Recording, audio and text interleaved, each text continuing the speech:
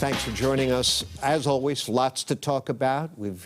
Governor Healy announced her budget plan the other day. A lot of controversy there, all sorts of things going on. And oh yeah, the New Hampshire primary happened, didn't it? Let's talk about what that meant and a little about what's going on up in Beacon Hill with our guest, the great Boston Globe political columnist Joan Vennochi. You read her if you want to know what's going on in politics religiously in the Globe every Tuesday and Thursday. Joan, welcome. Good to have you here. Nice to be here.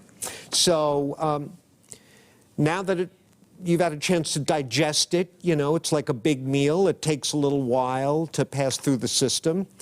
Okay, I'm going to stop that line of analogy before it gets out of hand. What's your takeaway on the New Hampshire outcome? Trump won. Yeah. Yeah. Oh, wow. Very good. 51% of the vote. Haley got 36%. Yeah. A reasonable showing. She wasn't smoked. Yeah. Chris Christie claimed that she was going to get smoked. She looked like she was kind of sort of up for it. She's saying she's going on, and the punditry at large is basically saying it's over. Yeah. I guess everybody wants Trump versus Biden, but she says she's not quitting. Who wants Trump versus Biden? Not the public. Not the public. Not the public. Yeah. But the media seem to. Well, looking at the exit polling, I think, what was it, 51-40, I think was the final spread overall. Trump won men 59-39. That's a landslide, not surprising. With women, he won 51-47.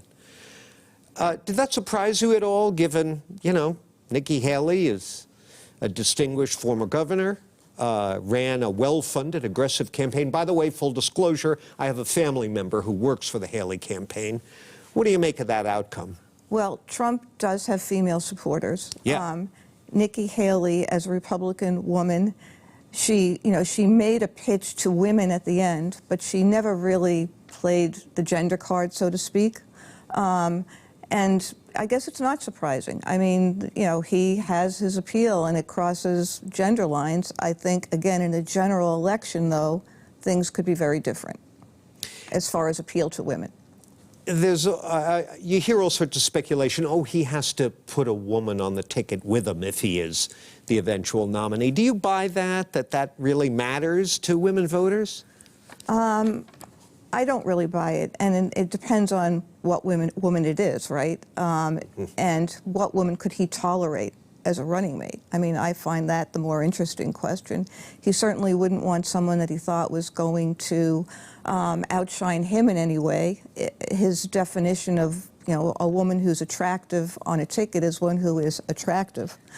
So, yeah, I mean, I don't know that necessarily plays into, you know, whether it's a running mate of color, so to speak, or a woman. I mean, I think he will try for one of the above, but I don't think it's necessarily a woman. That's his ticket to the White House, ticket back to the White House. We got to take a break in a moment, but let's spend a minute talking about the Democratic side here. For months and months, ever since the Democratic National Committee, at Joe Biden's urging, pulled the plug on New Hampshire as the first in the nation primary, and when they went ahead anyway, they stripped him of their delegates. He wasn't even on the ballot.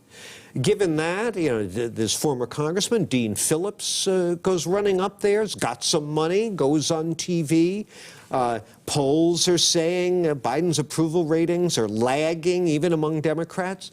It looks like he's on track to win, close to 70% of the vote as a write-in. I think that's a remarkable result. What about you? Yes, I think it is. I mean, I think he definitely beat the expectations game. Yeah. The write-in Biden campaign did a really good job of, you know, of at least making a show of people being enthusiastic about Joe Biden.